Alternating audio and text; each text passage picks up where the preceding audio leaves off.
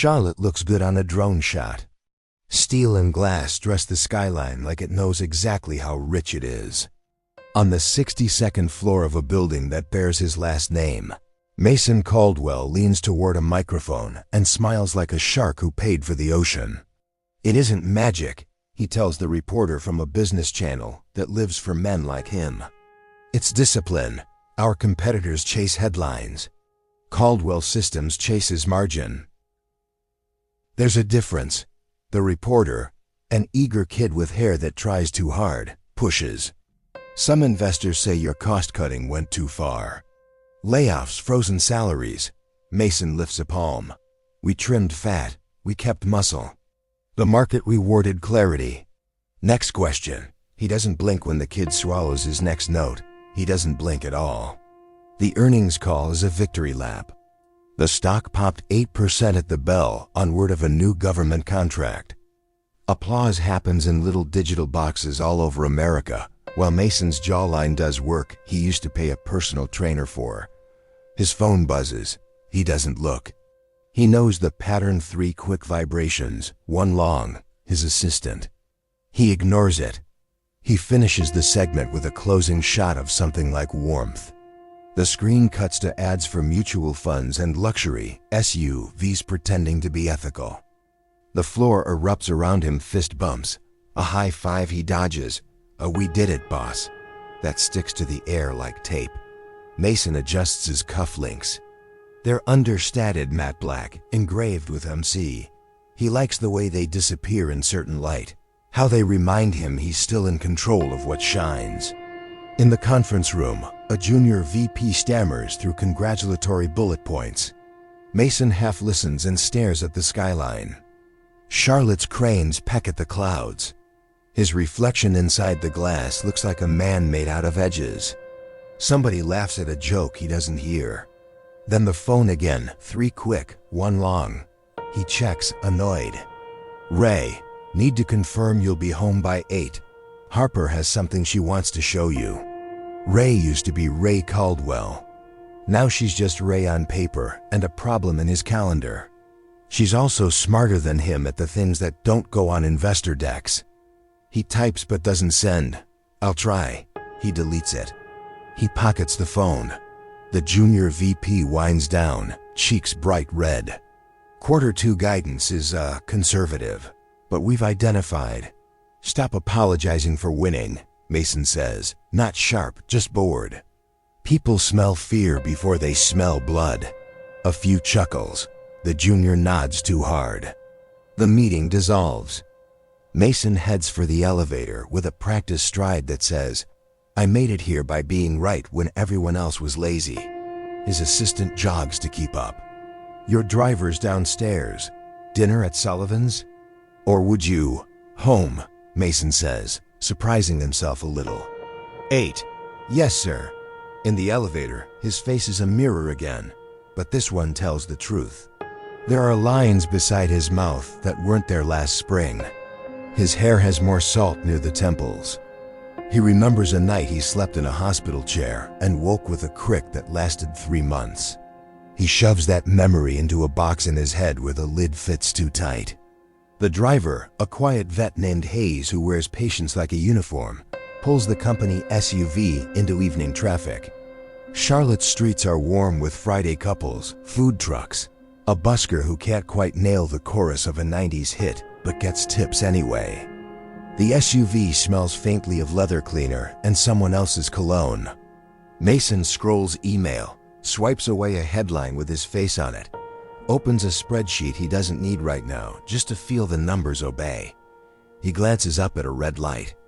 On the corner, a teenage boy in a wheelchair rotates in small circles, laughing while his friend tries to copy the movement with a skateboard. The light goes green. The SUV slides away. A heaviness blooms under Mason's sternum that he identifies as irritation. He hates when the city feeds him metaphors. The Caldwell house sits behind a gate that eats secrets for breakfast. The lawn is cut along lines that would satisfy a geometry teacher. The walkway glows low and tasteful. Inside, everything is big and quiet. The art, the staircase, the kitchen island that has seen more catered trays than family meals.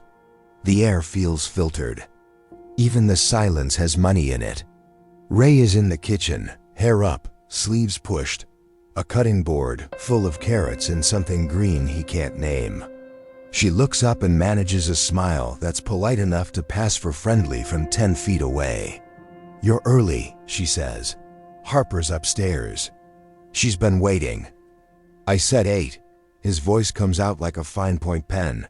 Thin, precise, unforgiving. "You said home by 8. She started watching the clock at 6.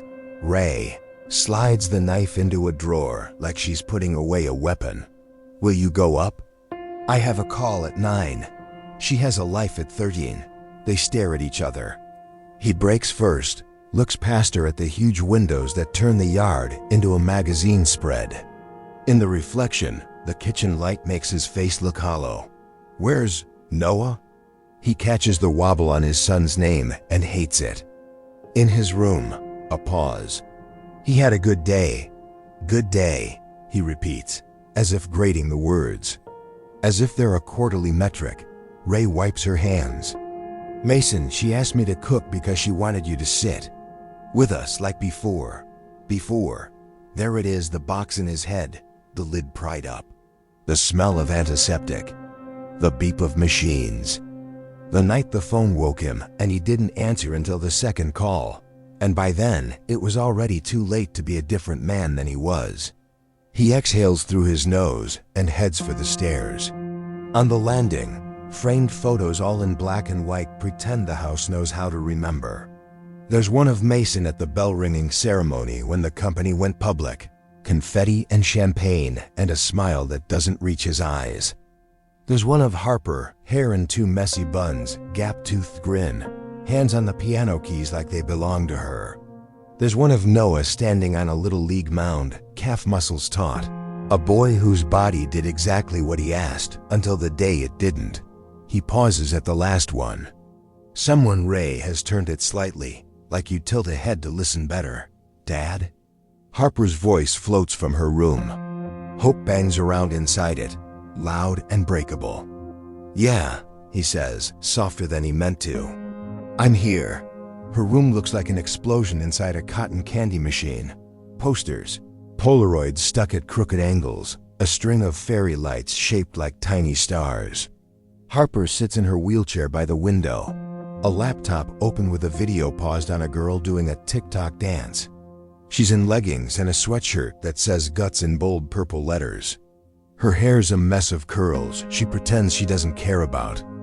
"You came early," she says, and her smile does what all the lighting in his office can't.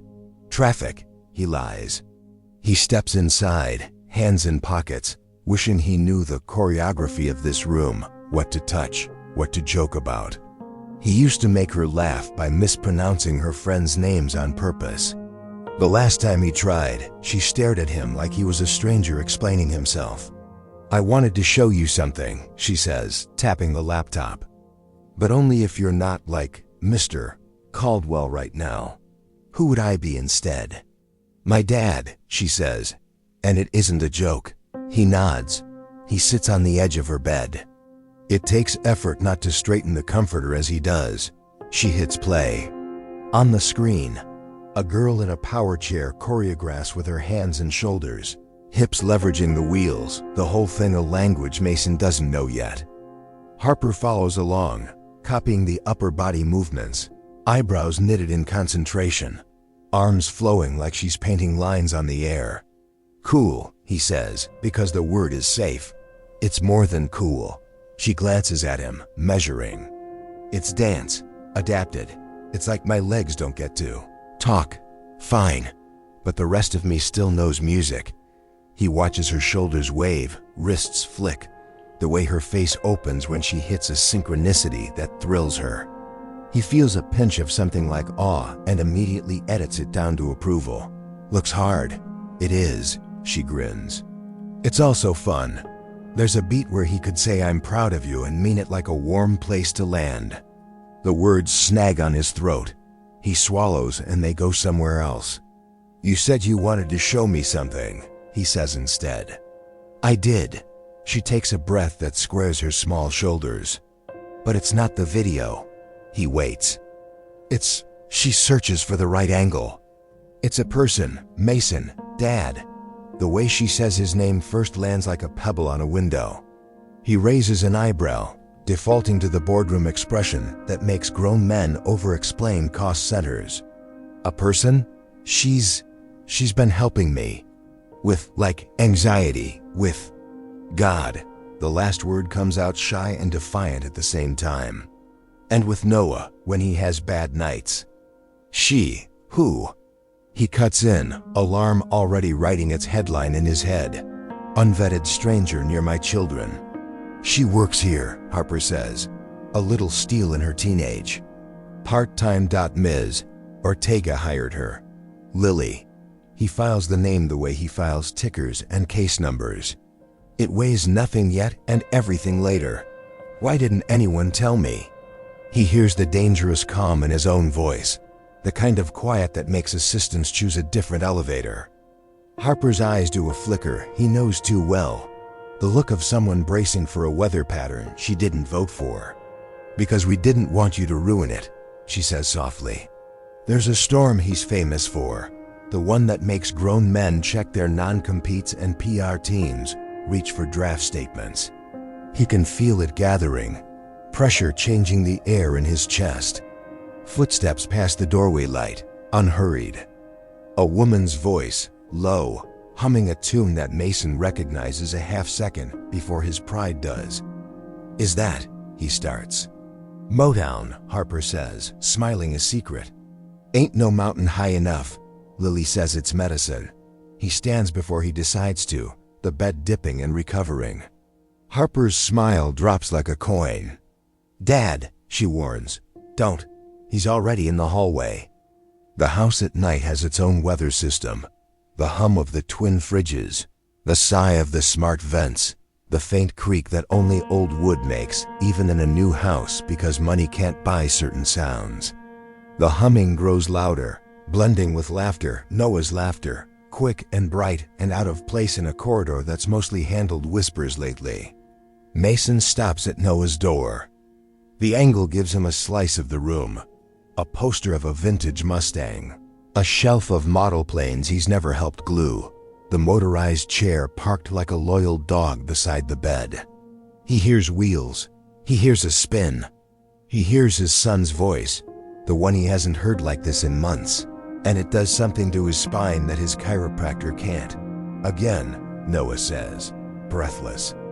And then Mason sees it, just enough to brand the underside of his eyelids later, whether he wants it or not. A young woman with a simple cross pendant at her throat, one hand on the back of Noah's wheelchair, the other guiding his palm, spinning him in a tight, careful circle. She's humming and half singing, off-key and perfect. Noah's head is back, eyes bright. A laugh cracking welds Mason thought were permanent. A dance in a room that forgot how to do it. Mason's mouth finds the flat line it uses to end negotiations. His hand curls around the doorframe. He feels the twin engines of outrage and fear spool up in his chest like a jet that doesn't care what's on the runway. He steps over the threshold, and the music, ain't no mountain high, doesn't know it's about to be interrupted. Stop. It comes out colder than Mason meant, but he doesn't try to warm it. The syllable slices the humming in half. The young woman Lily eases the wheelchair to a gentle halt and lets go like a pilot bringing a plane to the gate. Noah's laughter folds into a grin that hangs on, stubborn and bright, until he turns and sees his father's face. Mason, Lily says, breathing a little hard, not flustered so much as present. Her voice has that North Carolina softness you hear in church kitchens and PTA sign-up tables. We didn't hear you. It's Mr. Caldwell. The old weapon finds his hand like muscle memory. What are you doing alone in my son's room after hours? Noah's jaw tightens. Dad, don't interrupt, Mason says, not looking at him. Lily straightens, a hand settling lightly on the back of Noah's chair, not apologizing, just there. The cross pendant at her throat catches the low lamplight and flashes once like a wink she didn't choose. It's not after hours. She gestures toward the door, where a little digital panel he forgot they'd installed shows 7:42 p.m. in soft blue. Ms. Ortega scheduled me till 8 tonight. Noah got restless. We put on music. We were dancing, Noah says, daring it. We were dancing. In a wheelchair, Mason says, as if the chair is an indictment by itself. In a house you don't own, with a child who is not yours, doing something you are not trained for. Lily doesn't flinch. I am trained, she says. Adaptive movement basics through the community center. We do it on Tuesdays with the kids. I always keep one hand on the chair. I never spin fast, he asked. I said yes. You shouldn't have. Mason steps in, and the temperature in the room drops a degree. You are a part-time employee hired to keep rooms clean and help with routine care under supervision. Not dash to dash teach dash my dash son anything. The last word clicks like a gun emptying. Something in Noah's face flickers hurt, then anger, then a neutrality that looks too old. Lily inhales, slow. With respect, Mr. Caldwell, your son doesn't need me to teach him to be your son. He needs permission to still be himself. Permission? The laugh that escapes Mason isn't humor, it's warning. You think you know this house because you hum in the hallway. I know the sound of grief, she says softly. I know what quiet can do when nobody opens a window. He feels the storm spool tighter. He reaches for the lever he always pulls when the room won't behave. Policy. Where is Miss Ortega? Downstairs, Lily says. We were trying not to wake Harper's headache. The music was low, almost on cue. The song they abandoned keeps playing in the background. Phone speaker tinny. Marvin Gaye and Tammy Terrell insisting that distances are survivable. Mason swipes at the screen on the dresser and cuts it mid-vow. Silence lands wrong. Noah clears his throat. Dad, Lily was just... Lily, Mason says, without looking at his son, is in violation of boundaries she likely didn't read. I did read them, Lily says. I initialed every page, the binder with the red tab. I also signed the part where I'm supposed to report any changes in mood, appetite, sleep. You've been getting those notes, Mr. Caldwell. She glances at the open notebook on the dresser. Neat block letters cataloging Thursday. Ate half a burger, laughed at stupid joke. Midnight. Leg spasms gave heat pack, prayed quietly when he asked. The word prayed isn't dressed in anything. It just sits there in ink. Mason's eyes hit the notebook and bounce off like it burned. Amar Caldwell, she continues, tone steady. You have every right to set rules for your home. If dancing is against the rules, I'll stop. But please don't make a rule because you're angry at me when he's finally smiling. Noah's hand tightens around the armrest. He doesn't let his father see. Mason feels the argument arranges itself like furniture in a room he's rearranged 100 times. Liability, optics, control. He points to the chair, to the legs that don't follow instructions, to the wide path Lily cleared between bed and desk. If he falls, I don't fall, Noah snaps and immediately regrets the heat. You don't get to roll the dice with my son's health because you... Mason flings a hand at the cross, a gesture so dismissive it embarrasses the part of him that still knows better. Because you like a song, it isn't the song, Lily says. It's who he is while the song is playing, Ms. Ortega appears in the doorway like a pressure valve just opened, wiping her hands on a dish towel she probably doesn't need. She's run this house with competent grace for years and only raises her voice for burnt sugar and boys tracking mud. M.R. Caldwell, she says carefully, eyes flicking between them, reading the weather. Is everything okay? Not remotely, Mason says. He finds the place in him that talks to cameras and boards. This is over. Lily, gather your things. Ms. Ortega, process her final pay tonight. We'll settle whatever hours are left, plus a week. This will be clean. Noah's mouth actually drops. You're firing her? For what? For overstepping, Mason says. For thinking this house is a youth ministry. For imagining she gets to decide what happens under my roof. It was my decision, Noah says. She asked. I said yes. Isn't that agency? Didn't Dr. King literally talk about that? And I paid Dr. King to treat you, Mason says. Not strangers with Spotify. Lily turns to Noah, and her face doesn't do pity. It does respect. I'm not going to shout in your room, she says to him, then looks back at Mason. I'll go downstairs and clock out. But I'll say this first because it matters. I work with your son. I don't work against you. And I don't work for your fear. The sentence lands and keeps ringing. Ms. Ortega shifts, as if to step between them, but Lily touches her forearm. It's okay, she whispers. I'll pack my tote. She moves to the dresser. On top, beside the notebook, is a sketch taped to a thin piece of foam board lines of orange and yellow and a horizon he recognizes even before his mind names it. A sunrise. It is clumsy in places, sure strokes in others, the kind of picture a person draws when their hands remember what hope feels like, even when mornings don't. In the lower right corner, penned in a careful print, "Start again." Mason stares. He doesn't know when Noah began it. He knows exactly when he didn't notice. Lily's fingers hover near the sketch, not touching. We were going to add a hill, she says, almost to herself. He said it felt honest. That sometimes the morning doesn't meet you on flat ground. Something splinters behind Mason's sternum. He ignores it. I said downstairs, he repeats, and it comes out quieter only because his throat is tired. Lily nods once, a tiny bow that's more dignity than defeat, and wheels Noah carefully back to the bed. She locks the chair with a firm click and tucks the brake like you would a blanket. She crouches to Noah's eye level. I'll be downstairs for 10 minutes, she says. If you need anything, call. She puts his phone in reach. If I don't see you again, you text me when you can. Just to say you're okay, Noah swallows. I'm not okay if you're gone.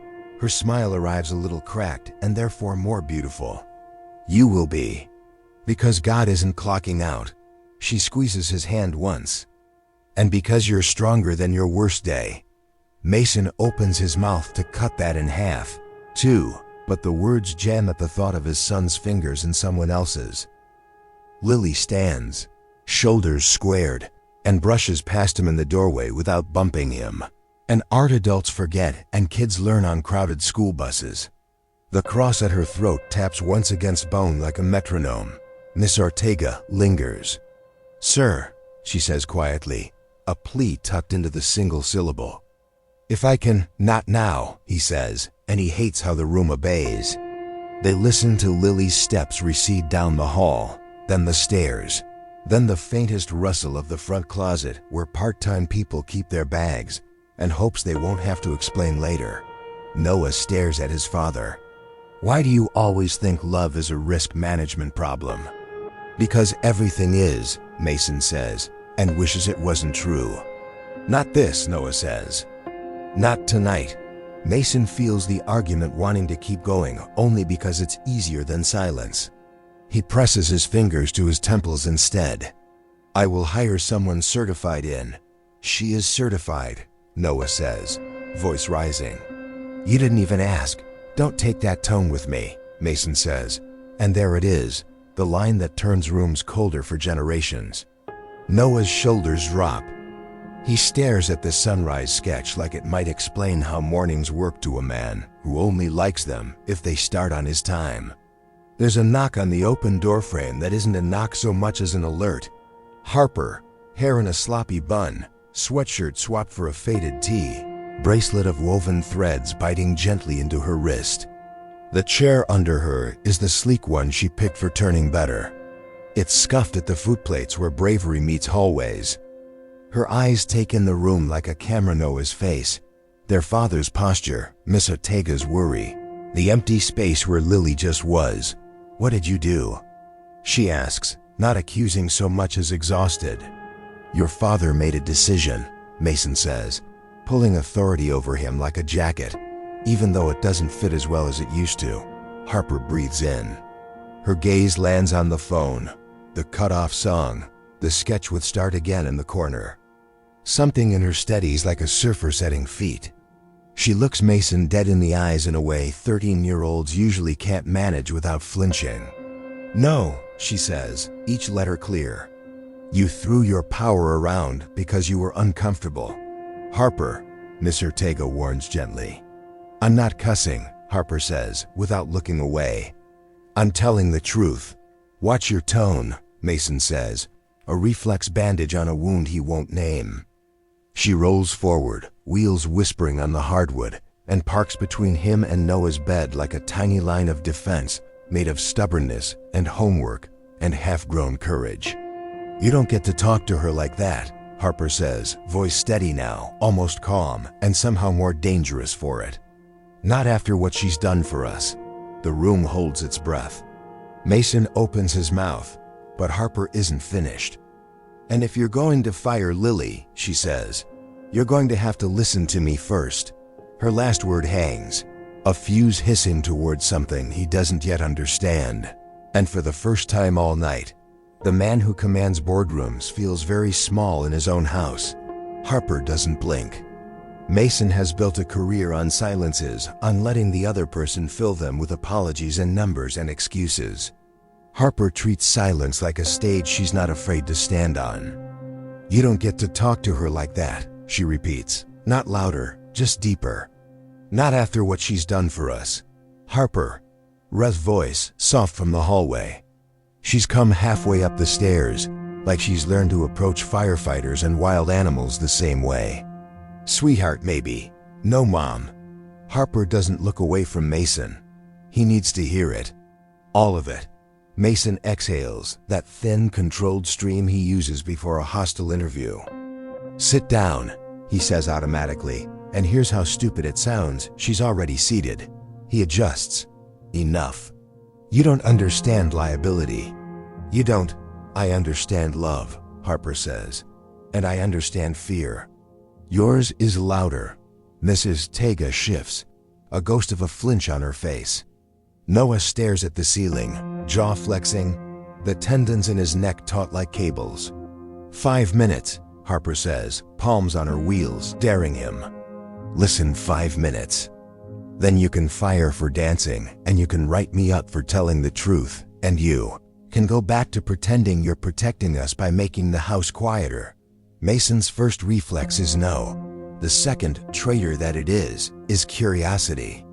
It knocks once behind his ribs. He swallows. 5, he says. Harper's shoulders drop an inch.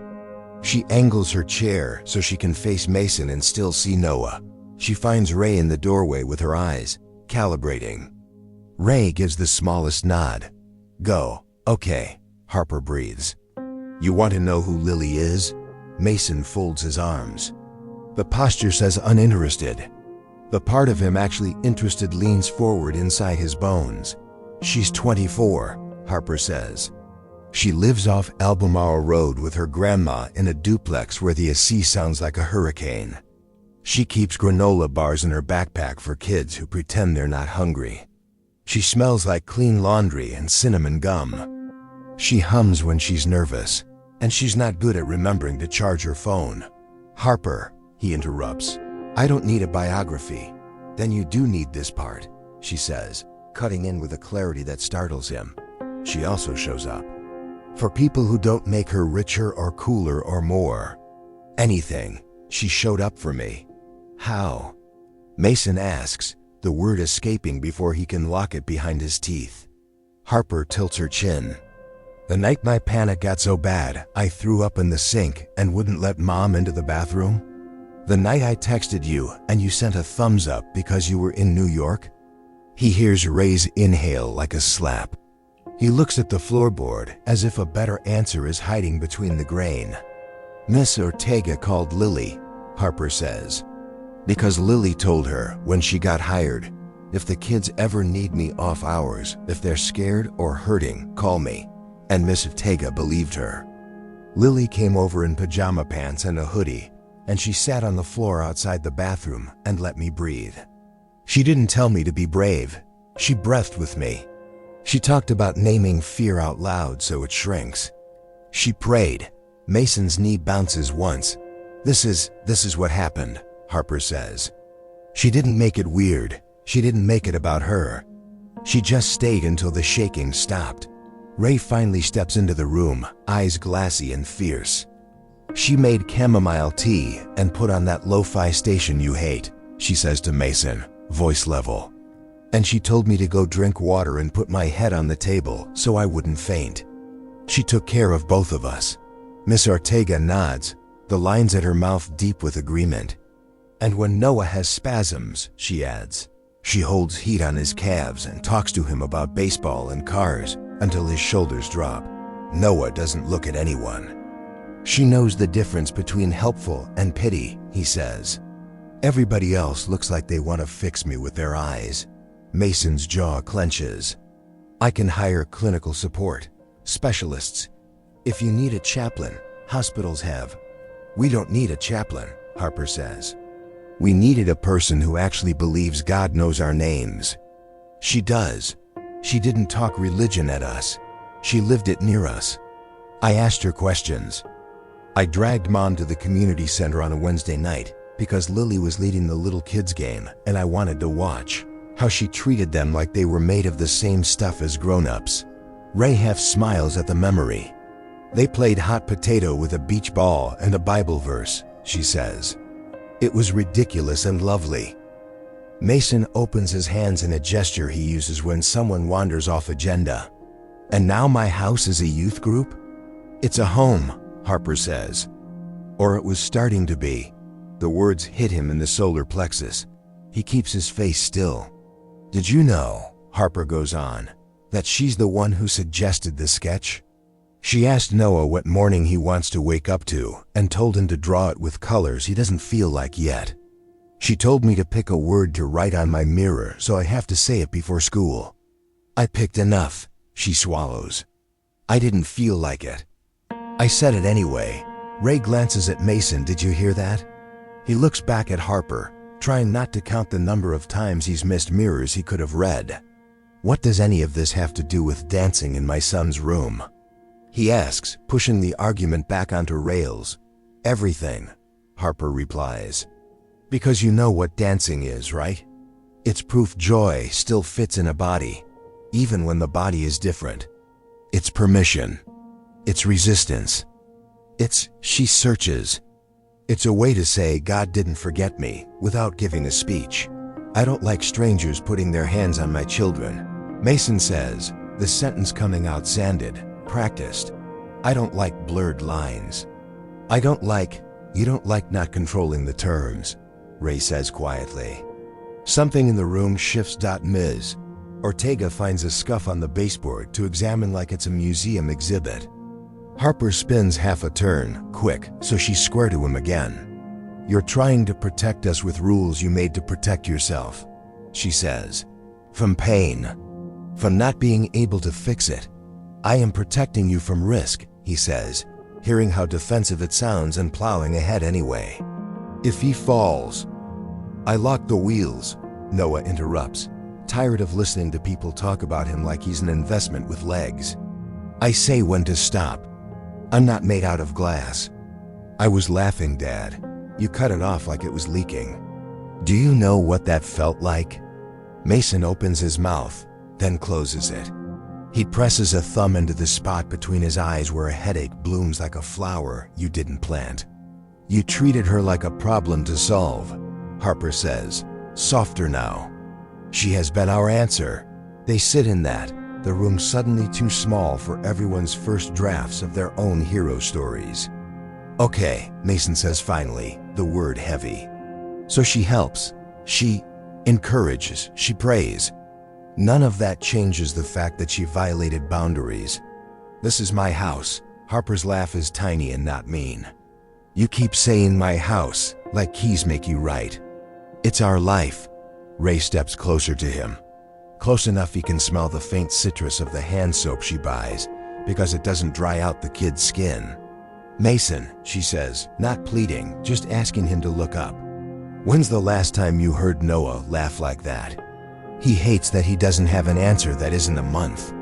A shadow crosses the doorway. Lily, tote bag slung on one shoulder, hair gathered in a messy twist. Eyes calm the way lakes look quiet until you swim out too far. She stays on the threshold like she understands thresholds have rules. "I don't want to make this worse," she says, voice steady as the line of a hymn. "I was just going to say goodnight to Ms. Ortega, but if it's okay, I'll answer the thing no one is asking out loud." Mason turns, irritation a jacket he reaches for by instinct. "There is nothing." "Yes, there is," she says gently. And the fact that she doesn't step into the room gives her words weight. "You're wondering why a girl like me waltzed into your house and thinks she can spin a kid in a chair and talk about God like we're not in a zip code with gate codes." A ghost of a smile. "You're wondering if I've earned this right." "You haven't," he says, "because it's easier than, I don't know how to compute kindness that isn't attached to a resume." "Then let me tell you how I met your family," she says. She looks at Noah for permission. He nods once. She looks at Harper. Harper's chin lifts. "Go." Ray's hand finds the doorframe, steadies herself. "It was the night of the accident," Lily says, and the air goes thin. "I was volunteering with our church care team at Atrium Health. We bring snacks to waiting rooms, sit with people who don't want to be alone, sometimes pray if they ask. I was walking the ICU corridor with a cart of bottled water and applesauce cups no one eats. I heard a mom crying behind a curtain and a nurse whispering, 'He's stable. We're doing everything we can.'" Ray's fingers fly to her mouth. Mason's spine goes rigid, a soldier at inspection. "I asked if I could step in," Lily says. "Ms. Ortega was at the desk arguing quietly with someone about forms you hadn't signed yet, because you weren't. Here." She says it so carefully it doesn't crack anything new. Harper was asleep in a chair with her head on her mom's coat. Noah was... She swallows. "Noah was small on a big bed with more wires than I knew what to do with. I stood in the doorway and did nothing. I just stood. The nurse asked if I'd sit with them. Caldwell, her glance flicks to Ray so she could go chart. I sat. Your wife grabbed my hand. She said, 'Do you know how to pray?' I said, 'Yes, ma'am.' 'I do.' The room was a held breath. Even the vents seemed to hush. I didn't tell anybody this here because it felt like pride, Lily says. I don't need credit for showing up. But maybe it matters for you, Mr. Caldwell. Because you think I came later to make the house religious. I didn't, she shrugs, small. I came because when people are drowning, you don't ask if they've passed a swim test. You lean. Mason's throat works.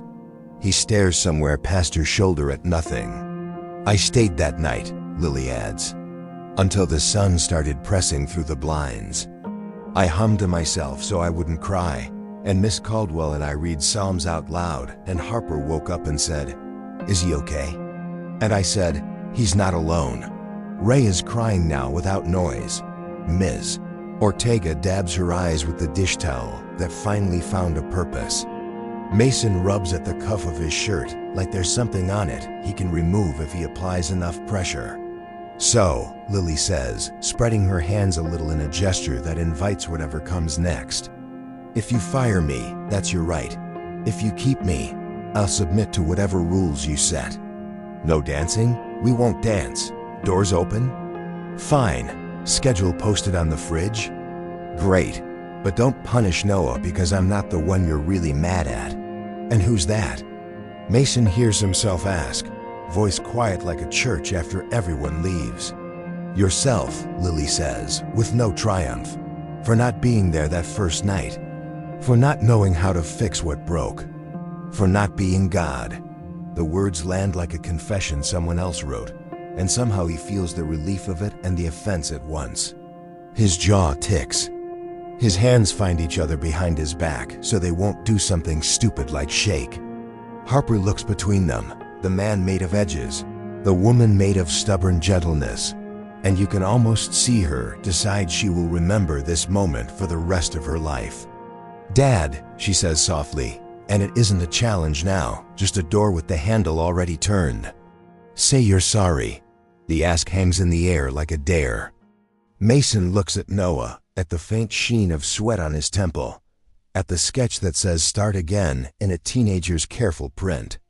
He looks at Harper, who has been braver in the last 10 minutes than he's allowed himself to be in 3 years. He looks at Ray, who loved him before the bell rang and after the machines beeped. He looks at Lily, who is ready to lose this job if it means telling the truth. He opens his mouth. A ringtone trills from his pocket, urgent, the special 3 quick. One long buzz he assigns to crises that pay bonuses if solved by midnight. Instinct moves faster than repentance. He glances at the screen, board chair. His thumb hovers. He sees Harper see him see it. He sees the hope drop a fraction. His thumb slides decline. The phone goes dark. "I'm sorry," he says, to the room, to the kids, to the woman in the doorway, unsure which order to aim it in, hoping God understands aim is all he's got right now. "I am sorry." It isn't polished. It doesn't fix anything yet. But something shifts in the house, like a window opened a crack in a room that's been stale. Lily nods once, grateful and solemn. "Thank you." Mason clears his throat. "We'll talk about boundaries tomorrow." He meets Noah's eyes. "If you want to dance, we'll figure out how to do it right." Noah's mouth almost smiles, almost. Harper wipes her face with her sleeve and sniff laughs. "Maybe start with not breaking up Motown." "Noted," Mason says, and the word lands warmer than it has any right to. Lily shifts her tote higher on her shoulder. "There's one more thing," she says, the air tightening again, not dread, exactly, but the premonition of a corner they haven't turned. "About that night. I didn't tell you everything." Mason's spine straightens. "What else?" She looks at Ray, asks permission with her eyes. Ray nods, fear and faith braided in her throat. "I think," Lily says, choosing each word like it might bruise, "God did something we didn't see yet. With Noah, with Harper, with you." The room leans forward. "What do you mean?" Mason asks. Lily's smile is small and sure. "I'll show you," she says. "If you'll let me." And the house, which has watched 1,000 exits and entrances, waits to see if this will be one more goodbye or the first step of something that will unspool all the way to morning. They migrate to the family room because rooms know what they're for, and this one has a couch that forgives the way people sit when they're scared. Ray takes the end cushion, tissue already tucked in her sleeve like she grew up in church. Ms. Ortega perches on the armrest, knees together, eyes doing a quiet inventory of everyone's breathing. Noah parks with his chair angled toward the fireplace, the embers behind glass pretending at warmth. Harper backs her chair into the spot she always claimed during movie nights, the one with the perfect sightline and the throw blanket that feels like a promise on cold days. Mason stands, because sitting is surrender in his world, then hears his own arrogance in that and lowers himself onto the edge of an armchair like the fabric might, testify in court about how much weight he gave it. Lily stays near the hallway, tote dropped at her feet, fingers curled around the strap like it's a lifeline she might need if the story goes wrong. The little cross at her throat gleams once and then disappears into shadow. "Okay," she says, and it isn't an opening argument. It's a door. The night of the accident, everybody's eyes tilt toward the same fixed point on the rug, as if the thread there will pull them all the way back. "It was a Friday," Lily begins. "Late. I've been at the hospital since 6 for our care team shift. Around 11, an intake nurse I know, Deshawn, texted me. Multi-vehicle, 1 teenage male, 1 minor in chair, mom and house manager with them. Family scenes. Alone. I came up to ICU. The lights were too bright and the machines were too bossy, and the air smelled like lemon and fear." Ray's smile is soft and pain-shaped. "That smell," she whispers. "I parked our cart," Lily says. and heard you cry before I saw you. Not the movie kind. The kind that sounds like something tearing. Mason stares at the rug until the pattern swims. Harper was asleep in a chair, neck at a terrible angle, Lily goes on. Ms. Ortega was arguing in Spanish with a woman from billing who picked the wrong night to talk about signatures. Noah. She looks at him, and her voice goes careful, reverent. You were very still. There was a bruise blooming at your temple and a scrape on your cheek. The ventilator whooshed like it was pretending to be ocean waves to help people sleep. It didn't help. Sounds right, Noah mutters, a crooked smile ghosting and then gone. I stepped in, Lily says. I said, Hi, I'm Lily. I'm just here to sit with you if you want. Miss Caldwell grabbed my hand like she'd been trying to hold the whole night together by herself, and her fingers finally found purchase. She asked me if I knew how to pray. Ray's eyes brim new. I didn't want to need a stranger, she says, voice small. But I needed God. I said yes, Lily says. I asked if we could read Psalm 121. Miss Ortega pulled it up on her phone because my Bible app had a spinning wheel, because of course it did. We read, I lift up my eyes to the hills, from where does my help come? And somewhere in the middle of that, Harper woke up. All eyes swing to Harper. She stares at her lap. I didn't tell you this part, Ray says to her daughter, because I wasn't sure if it was mine to tell. Harper swallows. Tell what? Lily answers gently. You woke up and you thought you were alone. You whispered, Jesus, please help Noah, and help my dad. Then you fell back asleep. The room inhales. Mason looks up so fast his neck clicks. Harper's cheeks go hot.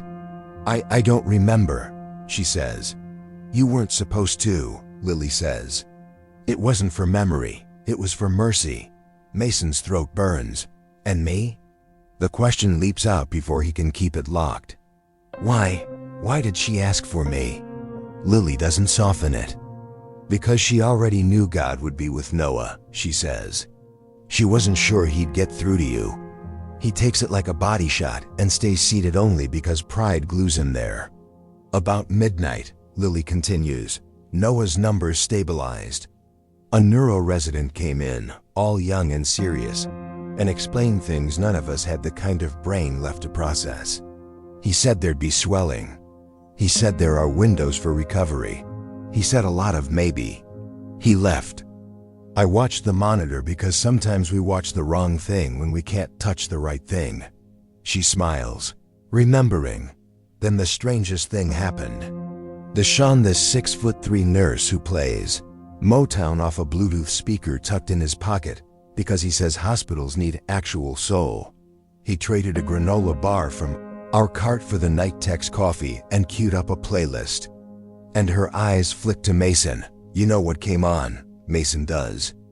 He hears it in his mind. Tinny phone speakers and living room and 100 weddings. Ain't no mountain high enough. I wanted to shush him, Lily admits. But Ray, she glances at her, you laughed.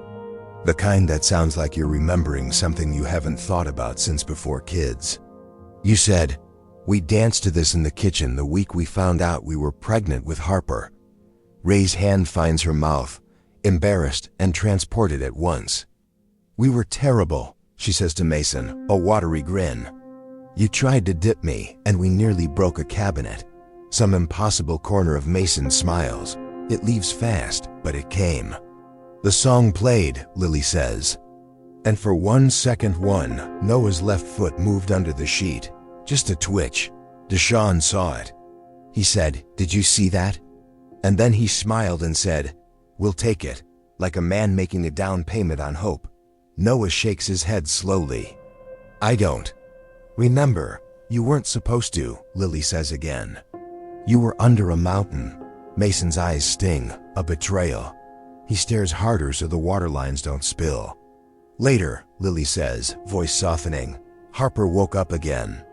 You were shaking, baby, she tells her. The endearment so natural Ray doesn't even flinch.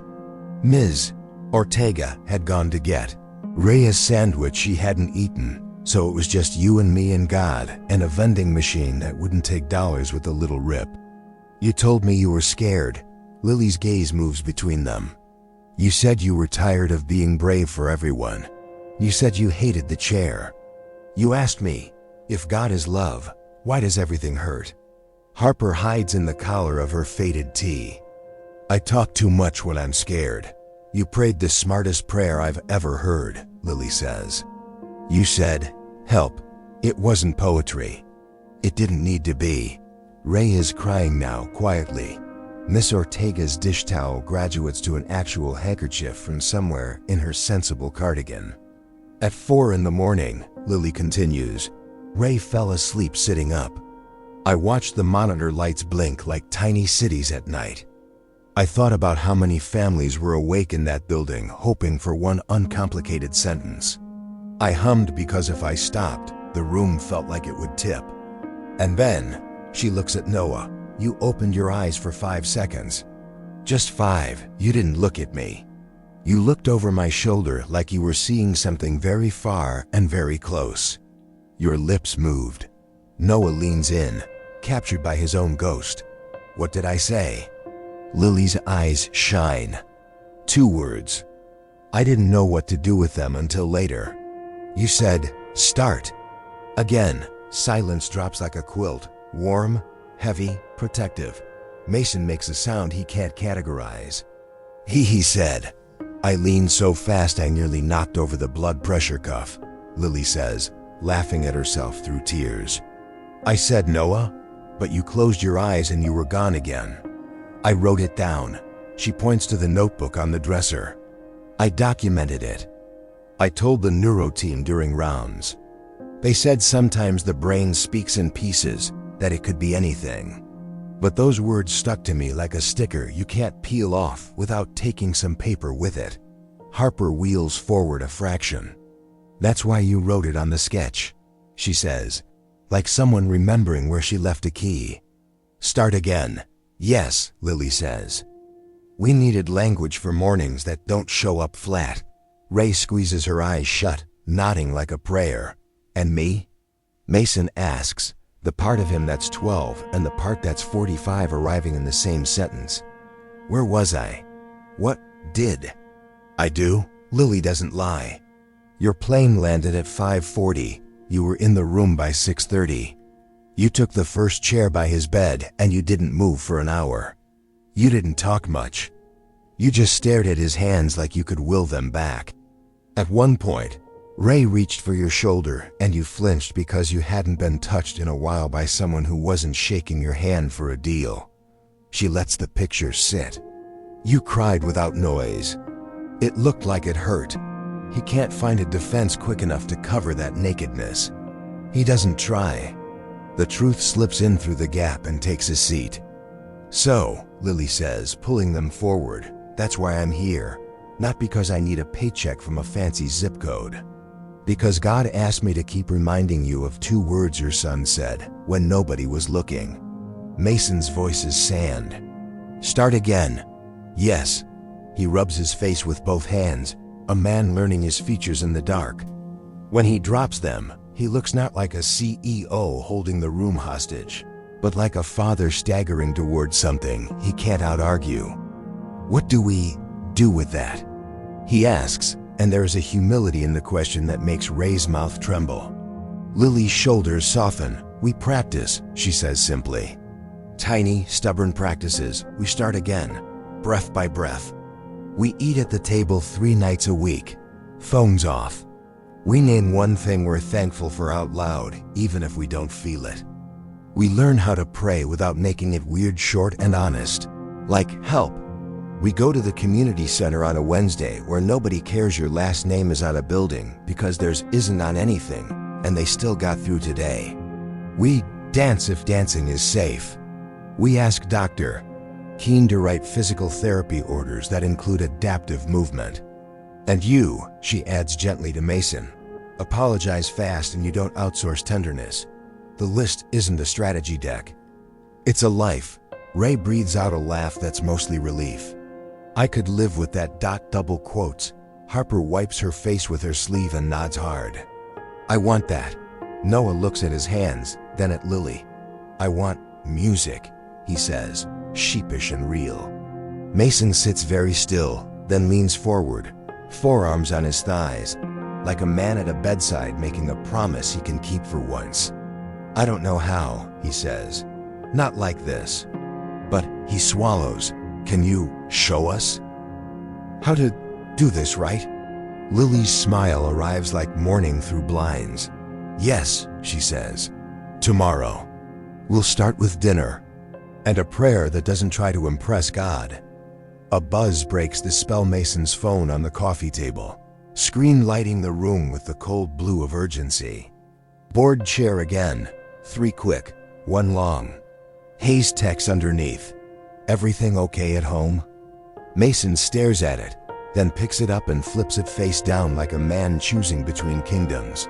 Tomorrow, he repeats. Tomorrow, Ray echoes, reaching over and laying her hand on the back of his. He doesn't flinch this time. Lily bends to grab her tote. I'll go for tonight, she says. So you can sit in this without me talking over it. Ms. Ortega, I'll text you a list for groceries. I'm thinking spaghetti because sauce hides tears. Ms. Ortega laughs, grateful for the mercy of a joke. I have your list template saved, she says.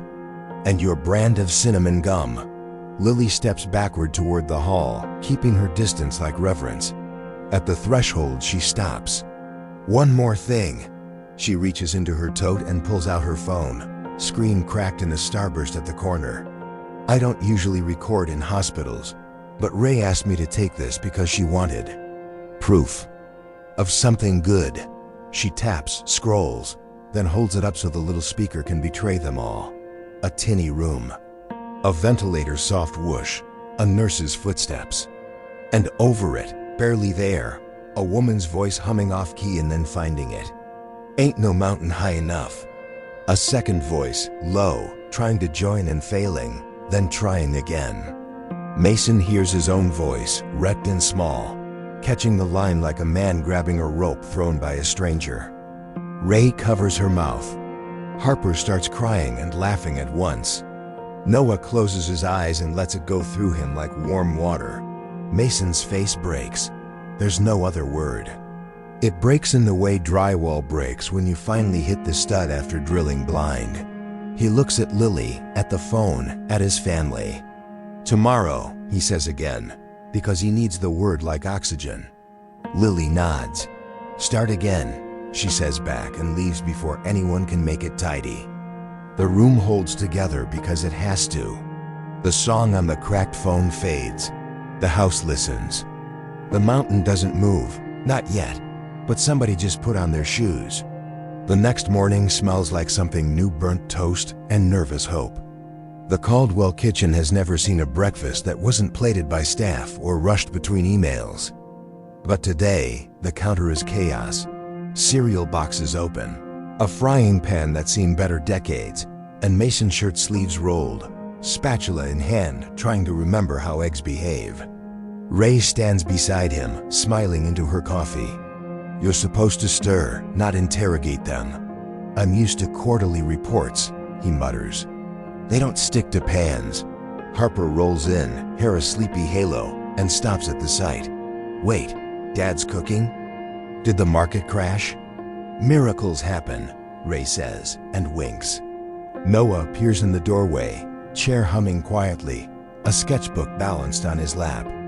He looks better, still pale, but awake in a way he hasn't been in months. I smelled smoke, he says. Just checking for structural damage.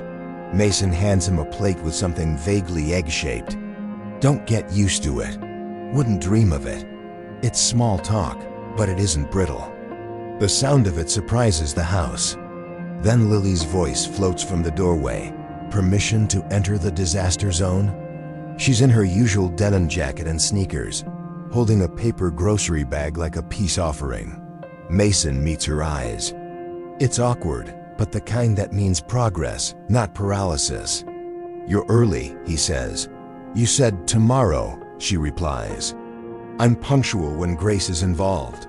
Ray gestures to the counter. He cooked, Lily grins. And nobody's crying? That's growth. Later that day, the family table is reset. No laptops, no spreadsheets. Just 5 plates and one slightly wilted salad that Harper insists counts as green. Lily blesses the food in the most ordinary, unscripted way. Thank you, Lord, for this house that's learning to be a home again, for messy starts. For food that's edible or close, amen. No one says amen at first. Then Harper does. Then Ray. Then Noah. Mason last, quiet but real. It's not smooth conversation that follows, but it's honest. Harper talks about school and how her friends don't get why she's different happy lately. Noah shares his plan to tutor kids online who use wheelchairs. Ray laughs about the neighbor's dog that keeps digging under the gate. When Mason speaks, the table goes still. We lost more than time, he says. But maybe time isn't the worst thing to lose. Lily nods, not rescuing him from the silence that follows. Loss can be holy ground if you don't pave over it. A few days later, Wednesday comes. Lily had invited them casually, like it wasn't a big deal, to the community center. A small group, she called it. Mason still isn't sure why he agreed. Maybe because Harper wouldn't stop talking about it. Maybe because Ray didn't ask him to. The community room smells like instant coffee and crayons. Folding chairs, flickering fluorescent lights, kids laughing in the hallway. It's a world away from marble floors and quarterly earnings. A tall man in a flannel greets them at the door. Hey, welcome. You must be Lily's crew. Crew? Mason echoes. Yeah, her Caldwell miracles, the man says with a grin. We've been praying for you. That word praying still makes Mason tense, but less than before. They sit, they listen. People talk about real things, unemployment, chemo, forgiveness, overdue rent. Nobody polishes their words, nobody pretends. Mason can't remember the last time he was in a room that didn't perform. When it's time for sharing, Lily catches his eye. You don't have to say anything, she whispers. God's not grading participation, but he does speak. Not much, just this. I don't know how to pray. I don't even know where to start. The leader, the guy in flannel, nods. That's prayer, man. You just did it. It hits him harder than he expects. Back home, Harper wheels over to the piano she hasn't touched since before the accident. Her fingers hover, uncertain. Can we try something? Lily nods. You start. Harper plays the opening bars of Ain't No Mountain High Enough. The notes are clumsy, tender. Noah hums along from his chair. Ray adds a harmony under her breath. Mason doesn't sing, but he listens, really listens, and the sound cracks something open in him he's been holding shut for years. Lily catches his glance. You're doing fine, she says softly. I'm not doing anything. You're here. Sometimes that's the hardest part. That night, Mason finds himself at Noah's door. Hey, he says awkwardly. You need anything before bed? Noah smirks. You gonna read me a bedtime story? Don't push your luck. Mason hesitates. I'm proud of you. Noah looks up, startled. For what? For still showing up. For still laughing. It's clumsy. But Noah hears what it cost his father to say it. Thanks, he says quietly. That means more than you think. Mason turns to leave, then stops. Hey, what did Lily mean when she said start again? Noah smiles. Guess we're finding out. The air in the therapy room feels electric. It's late afternoon, sunlight cutting through wide windows in golden stripes. Machines hum softly, wheels click, and the smell of disinfectant hangs just below the faint scent of cinnamon gum, Lily's trademark. The therapist, Dr. Keene, asks again, kneeling by Harper's braces. Harper's voice trembles. I think so. My ankle, it moved. Ray presses her hand over her mouth. Mason grips the back of Harper's wheelchair so tightly his knuckles go white. Doctor. Keene nods slowly. Let's test it again. He touches Harper's foot.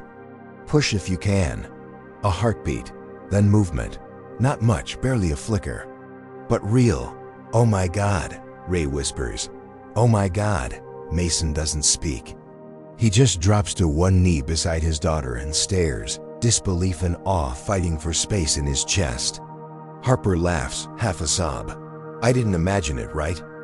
That really happened, Doctor. Keen smiles. You didn't imagine it. It's early, it's fragile, but it's there. Nerve reconnection's a mystery sometimes. Keep at it. The body can surprise us.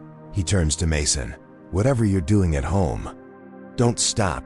Lily glances up at Mason. See? God likes to show off sometimes. Mason manages a shaky laugh. Then he just took the lead. That night, the house hums differently. There's laughter in the kitchen again, cautious but genuine. Noah's at the table sketching a new sunrise, one with streaks of gold cutting through violet clouds. Harper's braces glint near her chair. Lily's helping Ray stir spaghetti sauce that's half burnt and somehow still perfect. Mason hovers, unsure of his role, then pulls a chair out and sits. It's such a small motion, but it's the first time he's joined them there without his phone since before the accident. Ray slides him a plate. You okay? He nods. Just recalibrating, Lily grins. Good. God does his best work in recalibration. They eat, they talk, they spill sauce on the table and laugh about it. For the first time, dinner doesn't feel like an obligation. It feels like church, the kind where no one's performing. A week later, at the community group, Mason surprises everyone. When the leader opens the floor for prayer requests, he clears his throat. I'd like to share something, he says. His voice sounds foreign to his own ears, unguarded. He talks about control, about arrogance, about how his family learned to breathe again. He admits that he used to think faith was for the weak, until his empire couldn't heal his son or fix his daughter. I don't know if I believe everything yet, he says, but I believe something is happening in my house. And I don't want to be the one who ruins it. The group is silent, not out of judgment, but reverence. The leader puts a hand on his shoulder. That's faith, brother. Not certainty, courage to stay open. Mason blinks hard. Then I guess I'm learning courage. From the back of the room, Harper whispers, Amen. After group, outside in the parking lot, Lily catches up to Mason. The streetlights wash them in amber. You okay? She asks. I'm not used to talking without a script, he admits. She smiles. You did great. Most people fake humble. You didn't. He studies her, the way she always stands grounded, never posturing. You keep saying God did this. What if it's just luck? Biology? She looks up at the night sky, a handful of stars barely visible above the city haze. Then I'll thank him for luck and biology too. Mason exhales, almost a laugh. You really believe that, don't you? I have to, she says simply. I've seen too much not to. Over the next few weeks, small miracles stack up like dominoes. Harper moves her leg again, higher this time. Noah starts mentoring kids online, his laugh coming easier. Ray and Mason eat breakfast together without checking the clock. Lily stops being the help. She's family. One evening, Mason stays late in his study sketching something on a notepad. He's drawing boxes, arrows, words. When Ray walks in, he flips the page instinctively. Old habits. What's that? She asks. He sighs and turns it back. At the top, in bold letters, Caldwell Hope Foundation. Underneath, helping kids with disabilities find strength, joy, and purpose. Ray reads, tears pooling. You're serious? Every year I've built things that made numbers go up. I want to build something that makes kids stand up. She covers her mouth. That's beautiful, he shrugs, embarrassed. Lily planted the idea. I just gave it a name. That Sunday, they all go to the community center. Harper, braces shining. Noah, pushing himself with confidence. Ray, radiant in simplicity. Mason, wearing a collared shirt without a tie for the first time in memory. When the music starts, The same Motown classic that's been haunting their redemption. Harper grabs her dad's hand. "Come on," she says. "No more watching. I don't dance," Mason insists. "You do now," she says, and tugs gently. Lily laughs, clapping along. Ray joins. Even Noah spins his chair like a drumbeat. The little crowd cheers. The song fills the room. Ain't no mountain high enough. Mason's laughter, real and unguarded, carries over the chorus. Later that night, he's in his study when his phone buzzes again. Board chair. He hesitates, then answers. "Cole, we're getting questions," the voice says. "Shareholders are concerned.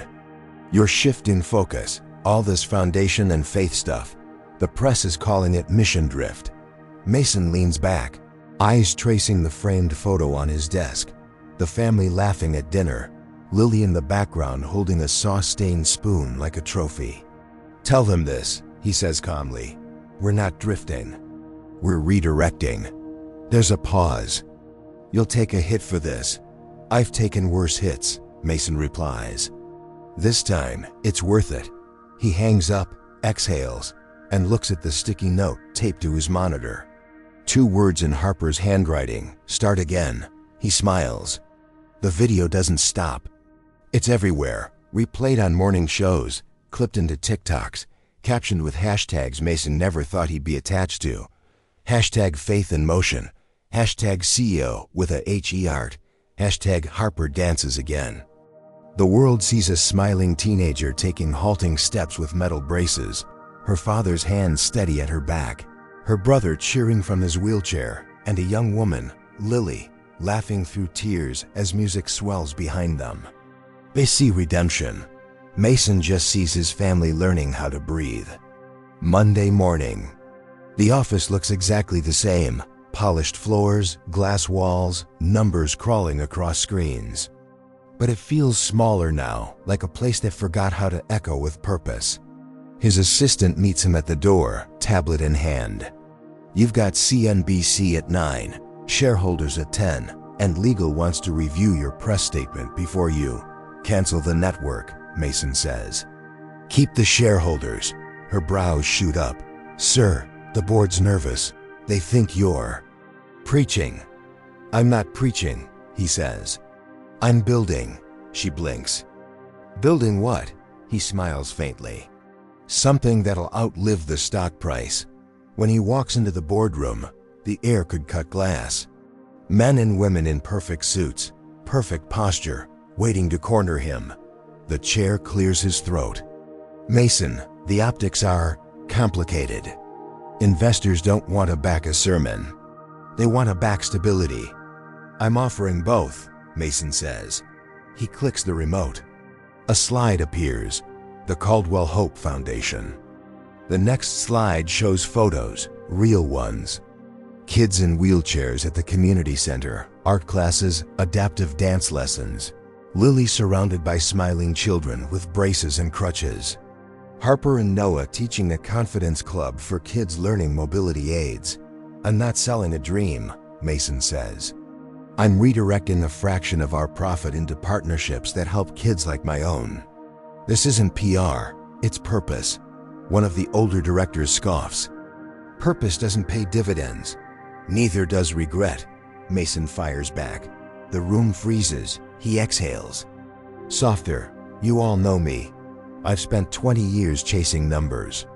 I hit every target, broke every record, and nearly lost the people those numbers were supposed to protect. I'm done building castles on sand. If that costs us a quarter point on growth, so be it." The room goes quiet, and for the first time, Mason doesn't fill it. He lets conviction stand there, unpolished and holy. Finally, the chair clears his throat. Then, "God help us," he mutters. Mason smiles. He already is. That evening, back home, the house smells like tomato soup and crayons. Harper's braces click softly as she crosses the living room, moving faster now. Noah sits on the couch sketching plans for wheelchair ramps to add to the new center. Ray is reading emails, donations already pouring in. Lily knocks lightly on the doorframe, holding a small box. Delivery, she says. Inside the box, a bronze keychain engraved with 3 words, Start Again Foundation. I had it made, she says, almost shy. Because you keep saying you're not religious, but you're definitely redeemed. Mason laughs. That deep, surprised kind of laugh that comes when you realize joy no longer asks permission. You're part of this, you know, he says. All of it. She shakes her head. I just danced. You did more than that, Ray says softly from the couch. You discipled us without ever preaching. Lily shrugs, brushing away the compliment. God's better at rehab than we are. Weeks pass. The foundation launches. News anchors talk less about scandal and more about impact. Mason's company matches donations. Churches and hospitals volunteer. Lily becomes the program director. She spends her days coordinating therapy sessions, faith-based support groups, and art classes. Harper helps her, now walking short distances with canes, a joy that feels like rebellion. Noah becomes a speaker for the Foundation's youth program, the kid who refuses pity and preaches hope with jokes that make people cry anyway. Every week, the family hosts dinner for new volunteers. Laughter replaces awkward silence. Grace before meals sounds less rehearsed, more like breathing. Mason learns to pray in sentences that fit him. Thank you for one more morning. Help me not mess this up. Keep their hearts soft. It's clumsy, but it's real. One night, he drives to the foundation site alone. The building is nearly finished, glass, brick, and sunlight waiting for children's laughter to fill it. Inside the main hall, a mural stretches along the wall, a sunrise over rolling hills. Beneath it, in bright blue paint, the words Start Again, Noah's handwriting. Mason walks the hall slowly. He stops at the front window and watches the reflection of the city lights ripple across the glass. For the first time in years, he doesn't feel haunted by what he built. He feels home. The grand opening day comes. The press arrives early, cameras flashing. The whole city shows up. Politicians, families, kids and walkers, nurses, reporters, strangers who just needed to believe in something again. Mason steps onto the stage. Ray and the kids stand beside him. Lily's in the front row, trying not to cry, hands clasped like a proud sister. He takes the mic. I used to think success was the opposite of failure, he begins. Turns out, it's the opposite of fear. I was afraid to be human, afraid to hurt, afraid to need help. But my family, and one very persistent woman, showed me that weakness isn't failure. It's invitation. He gestures to Harper and Noah. We've climbed a few mountains. We're still climbing. But if love built this place, we're already at the top. Applause swells. Cameras click. But it's not the noise that undoes him. It's the moment Harper lets go of her cane and takes 3 sure, trembling steps to hand Lily an award. The crowd gasps, then cheers. Lily cries openly, hugging Harper. Look at you, she whispers. Look at God, Harper grins. Told you he likes to show off. After the ceremony, reporters flood Mason with questions about faith, about miracles, about market strategy. He just smiles. This, he says, gesturing to the foundation, to the children, to his family. This is the strategy. We just forgot it for a while. Lily joins him on stage. The band cues the same song, Ain't No Mountain High Enough. The crowd starts clapping in rhythm. Harper turns to her dad. You ready? He nods. Lily takes Noah's hand. Harper steadies herself, and Mason steps forward. Together, they dance, slow, awkward, beautiful. The crowd stands, some cry. Some sing. It isn't perfect, but redemption never is. The day of the Foundation Gala feels unreal. Soft lights. Laughter drifting across a hotel ballroom decked in gold and navy. The scent of roses and candle wax mixing with the hum of camera flashes. It's the first time the Caldwells have hosted something this grand that isn't about quarterly growth. It's about gratitude. And for once, Mason doesn't feel like the star. He stands by the side doors, tucked slightly crooked, watching people arrive. Kids in wheelchairs dressed like royalty. Parents holding hands. Nurses in gowns that look borrowed and perfect. Reporters with tears hiding behind their professionalism. This isn't an event. It's a resurrection. Backstage, Lily adjusts the microphone on her lapel, eyes darting over the crowd. She's not nervous, not really, just reverent. She catches sight of Harper across the room, standing tall in her shimmering navy dress. No canes, no braces, only grace. Noah rolls up beside her, grinning. "How's our star?" Harper takes a breath. Terrified, he nudges her arm. "You've got this. Just don't trip." "Thanks, supportive brother." Ray walks over, radiant in silver, placing her hands on both their shoulders. "You know," she says softly, "this is what healing looks like. Not just walking again, but walking together." Harper swallows, eyes glistening. "Mom, thank you for not giving up when Dad." Ray smiles. He didn't know how to stay yet. Now he does. Behind them, Mason steps onto the stage, adjusting the mic. His voice carries through the hall like something steady finally finding its rhythm.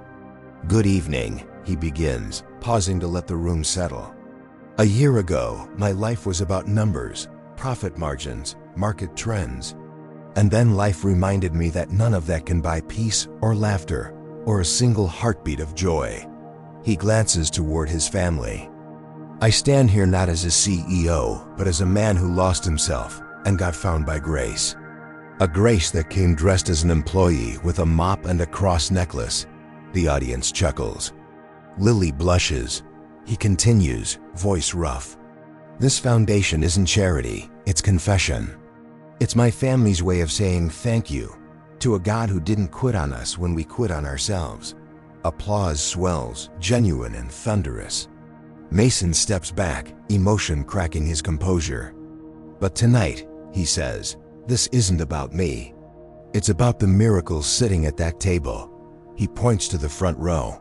Harper, standing slowly. Noah, rolling beside her. Ray, tears already streaming. "And one more miracle," Mason adds. "The woman who reminded us how to dance." He gestures to Lily. The crowd rises as she walks onto the stage. Lily's speech is simple. "No family is too far gone," she says. "No heart too hard. No body too broken. I didn't heal this family. I just showed up where God was already working. And if He can do that for them, He can do it for you." Then she turns toward Harper. "You ready?" Harper nods. "Always." Music swells through the speakers, that familiar rhythm, that same Motown promise that's followed them from pain to redemption. "Ain't no mountain high enough." The lights dim, the crowd hushes. Harper takes the stage. She walks, steady, radiant, unafraid. No braces. No wheelchair, just determination in motion. Each step is its own sermon. Noah spins his chair behind her, joining in rhythm, hands drumming the wheels like percussion. Lily moves beside them, guiding, laughing through tears. And then Mason steps forward. For a heartbeat, he hesitates. The man who once ruled boardrooms now trembling at the edge of grace. But Harper reaches out her hand. "Come on, Dad," she whispers. "Dance with us." He takes her hand. And together, father, daughter, son, and the woman who taught them joy, they move. Not smoothly, not perfectly, but beautifully. The crowd rises to their feet. Some clap, some cry, some pray. It's not just a dance anymore. It's testimony. Later that night, the ballroom is quiet. Half the lights dimmed. The press is gone. Volunteers stack chairs, laughter echoing softly. Mason stands by the window overlooking the city, the skyline shimmering like glass confession. He's holding the framed photo from the new foundation lobby, the one of Harper's sunrise sketch with the words "Start Again" at the bottom. Lily joins him, barefoot now, shoes dangling from her fingers. "You did it," she says. He shakes his head. We did it. She smiles. I just danced. You changed the world, Mason chuckles. Nah, I just finally stopped getting in God's way. They stand in silence, watching the city lights flicker below. After a while, Mason says quietly, you know, when I caught you dancing with Noah that night, I thought you were breaking rules. Turns out, you were teaching me how to keep them. Lily laughs softly. God's good at plot twists. Yeah, Mason says. He really is. Outside, Harper and Noah sit under the courtyard lights, laughing about the evening. Ray joins them, wrapping her arms around both. Feels like a dream, Harper says. Ray smiles. No, sweetheart. Dreams fade. This is resurrection. Harper looks up at the stars, the same ones Lily pointed to months ago. Then I hope we never wake up. Back inside, Mason places the Start Again photo on a table by the exit. As he walks away, a small boy in a wheelchair rolls up to it, staring wide-eyed. Mom, he whispers, do you think I could dance like that someday? His mother kneels beside him. I think you already are. The camera flash catches them in the background, a new story beginning. The last shot, Lily standing at the doorway as Mason turns off the ballroom lights. The reflection of the city glows behind them. He asks softly, so what now? She smiles. Now? We keep dancing. Even when the music changes, the final note of Ain't No Mountain High Enough hums faintly as the screen fades to black. Fade out. Start again.